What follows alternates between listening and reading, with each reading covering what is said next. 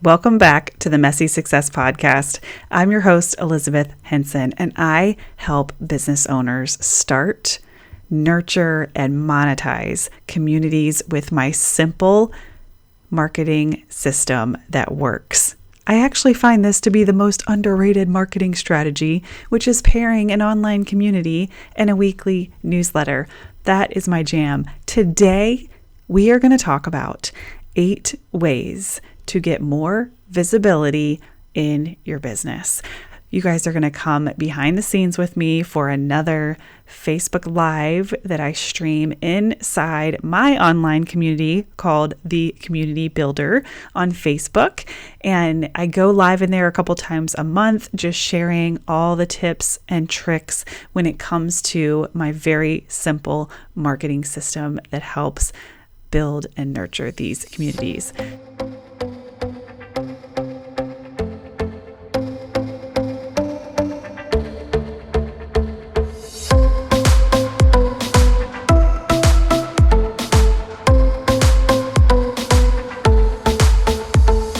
Let's get started and talk about 8 ways to become more visible in your business and your marketing. And I'm not going to spend a lot of time on each one of these individually. We're just going to go through them really quick. But number 1 is obvious, but also not so obvious. And that is really consistent branding. You cannot expect to be super visible if you're not memorable, right? That brand awareness. And gosh, I mean, this really has come into play for me my entire business. But I remember in my photography journey when people would say, I know your image before I even see your name or any kind of watermark or photo credit. They just knew, right? Because my editing style was unique and I had a very unique style. And my loyal followers, my loyal community, they could recognize my artwork from a mile away.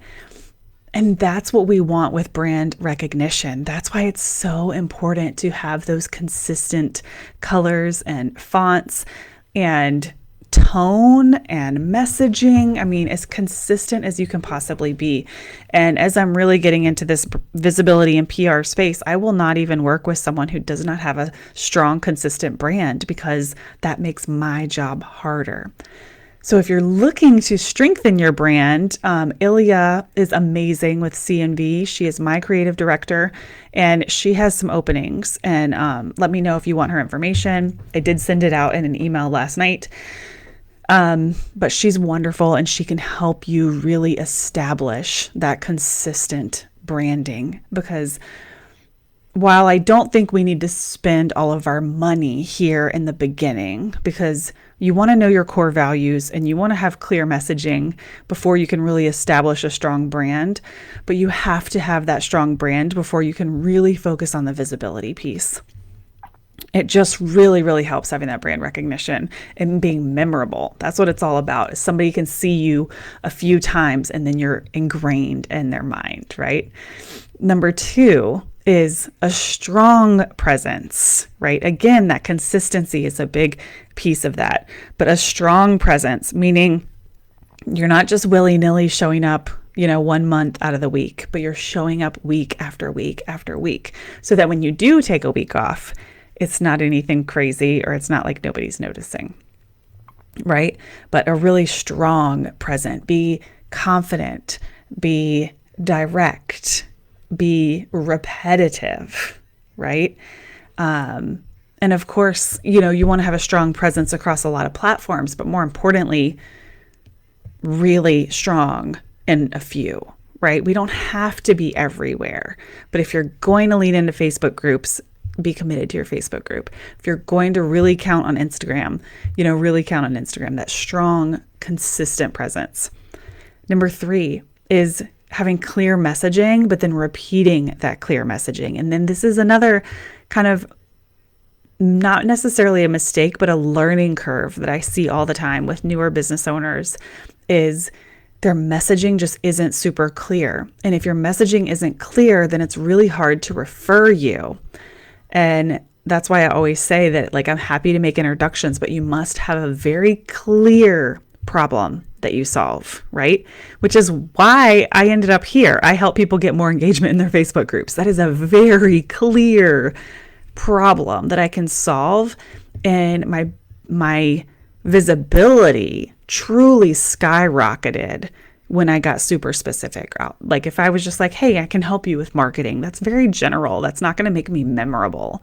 But that very specific messaging is what's going to make you memorable. And it ties into the strong presence. It ties into the consistent branding.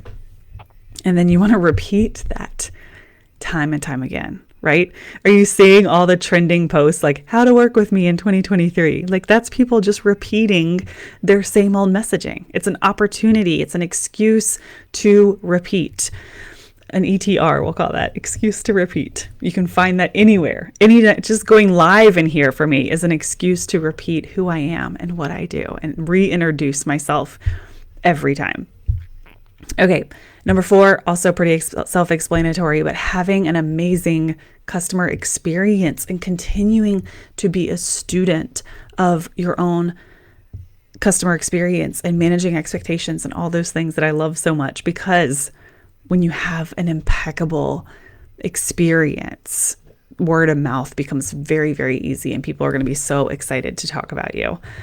I had an interesting moment last night where I was, thinking about Indie Law, who you guys know that I help, Joey Vitale over at Indie Law, and just trying to think outside the box on getting more trademark sales, right? And I thought about a friend of mine who's like the best salesman you'll ever meet. I'm like, this guy could sell anything out on the street. Like, what would he do, right? I'm like, he would literally go knocking door to door. He would introduce everyone he could possibly introduce, even though it's of no benefit to him, right? Being a connector, really, really being a connector and focusing on that word of mouth experience. So, sorry, that was a random story. It was not at all in my 8 bullet points. It just sort of flowed. But, I want to challenge you to think outside the box and think creatively and ask yourself questions on how can I be providing the best possible experience so people walk away bragging about it. And it makes you so easy to refer because your messaging is so clear, because your presence is so strong, and because you have such consistent branding. See what I'm doing here? Okay, the next one, which is number 5, man, am I just like a new version of myself. But this is to know your number. Oopsies. To know your numbers. Okay. And I know you're thinking like visibility, like, why do I need to know my numbers? Because you are where your attention is. And if you can pinpoint the opportunities that are giving you the most return, you can do more of those opportunities. So knowing your numbers, knowing what, speaking opportunities actually got you leads and sales and helped you help more people versus spending 5 hours a day on Instagram that may not be converting as high.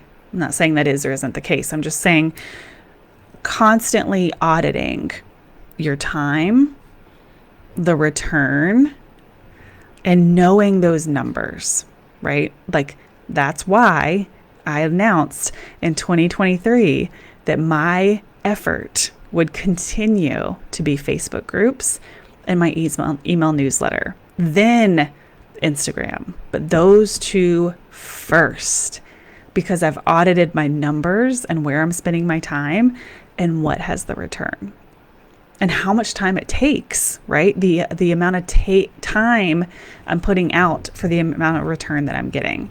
So that is one of my favorites. If you don't know your numbers in your business, all your numbers, how much time you're spending on things, how much it costs, your hourly rate, how many sales you're making from certain entry points, it's going to be really hard to grow because you can't repeat what you know works.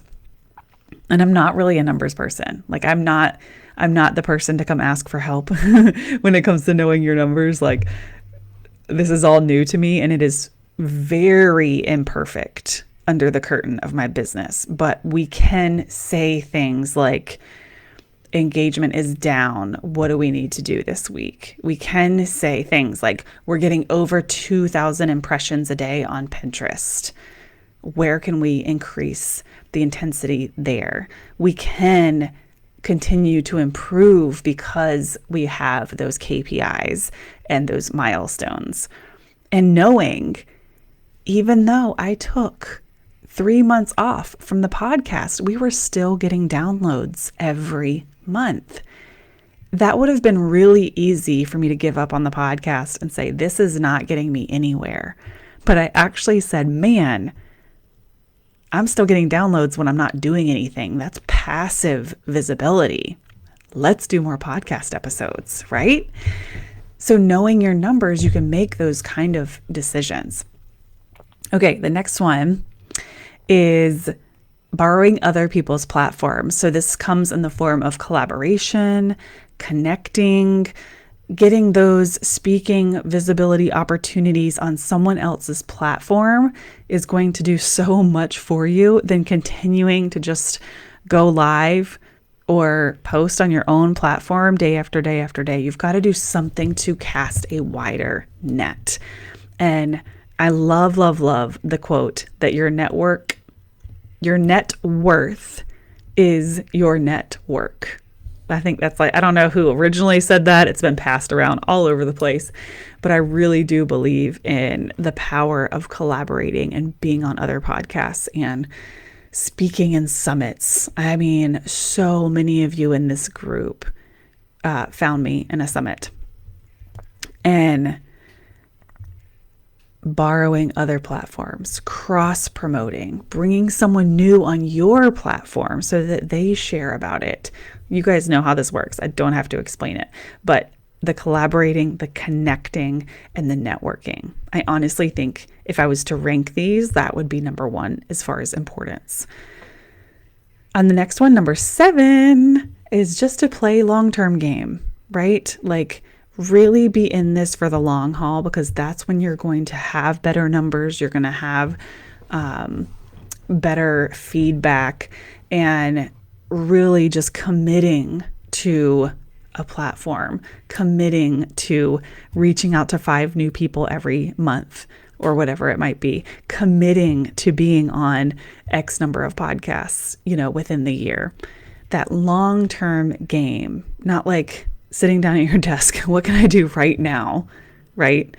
To post on Instagram to get more people to whatever, right? But that long-term game of, if I put in a little bit of time right now, what's going to give me that return 12 months from now? And then the last one of my favorites to live by, is simply the law of attraction. And if you want people to talk about your business and to brag about all the things that you're doing, you've got to brag and talk about other people's businesses as well. You've got to lead the way and show people how you want your business to be treated by doing the same for them. And of course, law of attraction comes in so many forms, but having that abundance mindset, investing in things that are important, like branding, investing your time into having a strong presence, really taking yourself as seriously as you want everyone else to take you. And I see that happen all the time, where people are like, why is nobody booking me? Why isn't my business successful? And I'm like, because you're not believing in yourself, and it shows, right? So dig deep, be curious, believe in yourself, and people will believe in you. It's so important, that law of attraction. So that wraps up our 8 ways to become more visible. I hope that this was helpful. I also want to give a shout out to my accountability rock stars. This is a little experiment that I put together within our group. We started an accountability group of members that really wanted to be held accountable to this kind of weekly nurture marketing system. And we have 1 month under our belt, and they are doing awesome. we have only had wins so far. Nobody's having any major roadblocks or anything like that. So I just wanted to give them a shout out, my 5 community builder accountability rock stars. That's a mouthful. And don't forget that you can find us on Facebook inside the Community Builder. Just head on over to Facebook, search the Community Builder. You can grab our Conversation Starters, my free guide to double your engagement inside your group when you enter. And yeah, I can't wait to meet you on the inside.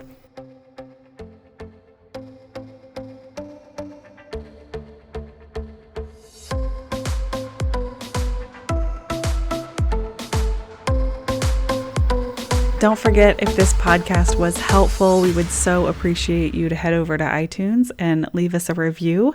You can also come say hi on Instagram at elizabeth.henson and let me know that you listened to the podcast. That would totally make my day. And thank you so much for listening. You guys are the best.